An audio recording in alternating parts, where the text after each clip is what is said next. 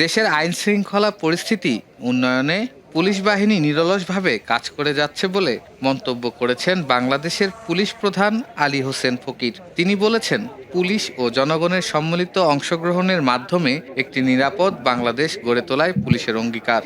শনিবার বিকেলে বগুড়ার আদমদীঘি থানার নবনির্মিত ভবনের উদ্বোধন শেষে আয়োজিত কমিউনিটি পুলিশিং, বিট পুলিশিং ও সুধী সমাবেশে প্রধান অতিথির বক্তব্যে তিনি এসব কথা বলেন। তিনি বলেন, আমরা বগুড়ায় কমিউনিটি পুলিশের সমাবেশ করলাম।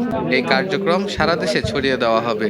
এর মাধ্যমে পুলিশ ও জনগণ সবাই মিলে একটি নিরাপদ বাংলাদেশ গড়ে তুলব।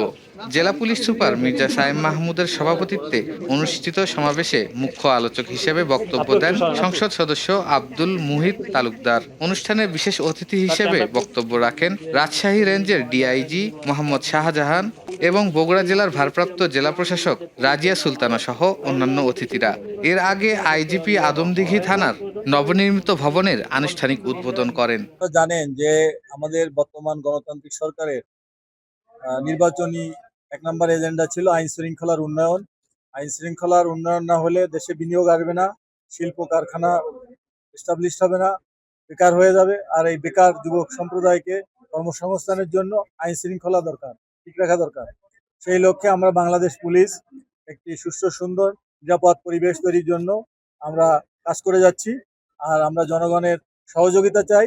এই জন্য অফিসিয়ালি আমি বগুড়া থেকেই আপনার এই কমিউনিটি পুলিশিং সমাবেশ করলাম। এটা আমরা সারা বাংলাদেশে গ্রামে গঞ্জে ছড়িয়ে দেব। এর মাধ্যমে পুলিশ এবং জনতা সবাই মিলে আমরা দেশে একটি নিরাপদ বাংলাদেশ গড়ব। এটাই আমাদের সরকারের অঙ্গীকার। ধন্যবাদ।